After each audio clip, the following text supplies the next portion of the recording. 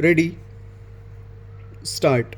हाल में केंद्र सरकार ने एक महत्वपूर्ण निर्णय लिया है जिसके तहत लोकसभा में ऐसे विधेयक पेश किए गए हैं जो प्रधानमंत्री, केंद्रीय मंत्री, मुख्यमंत्री या किसी मंत्री को आपराधिक मामलों में गिरफ्तार होने पर उनके पद से हटाने का प्राविधान करते हैं। यह कदम लोकतंत्र की मजबूती के लिए आवश्यक है। इससे राजनीति में पारदर्शिता, ईमानदारी और शुचिता बढ़ेगी। यह सच है कि भ्रष्टाचार, घोटाले और गंभीर अपराध के आरोपितों का चुनाव लड़ना, जीतना और मंत्री बनना लोकतंत्र में आम जनता के विश्वास को कमज़ोर करता है।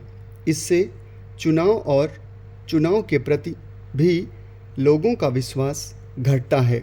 अब तक देश में ऐसा कोई कानून नहीं है जो इस प्रकार की स्थिति में कार्रवाई कर सके।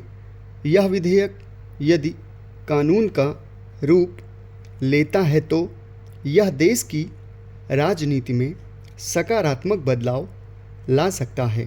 कुछ राजनीतिक दल इस निर्णय का विरोध कर रहे हैं। उन्हें आशंका है कि केंद्र में सत्ताधारी दल राज्य की विरोधी दलों की सरकारों को इससे अस्थिर कर सकता है। उनकी आशंका अनुचित है क्योंकि देश में न्याय देने के लिए सशक्त न्यायपालिका है।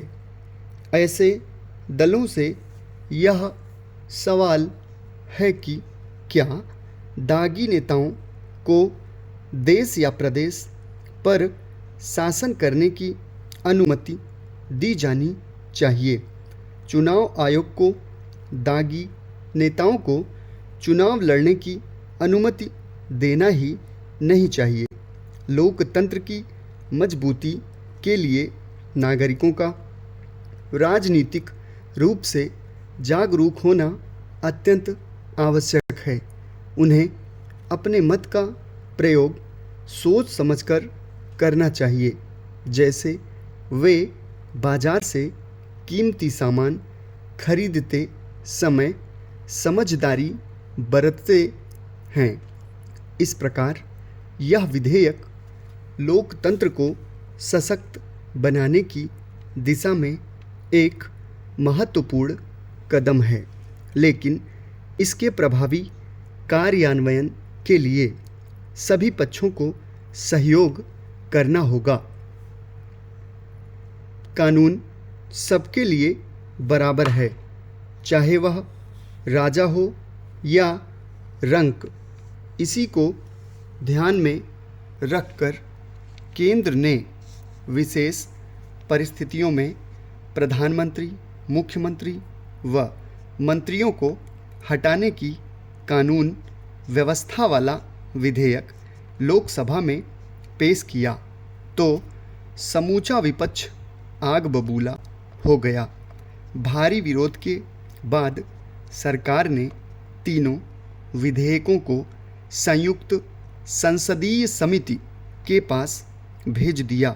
अब जेपीसी में अन्य दलों के नेताओं को भी अपनी बात रखने का मौका मिलेगा।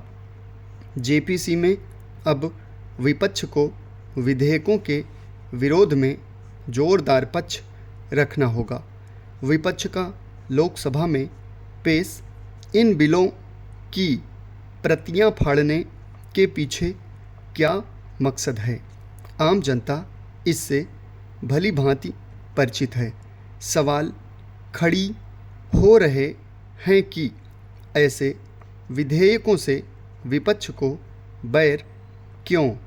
यह समझ से परे है।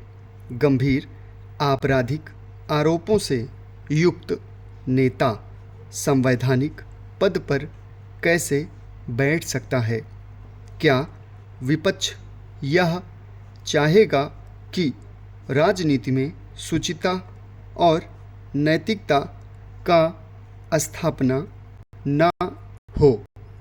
समाप्त।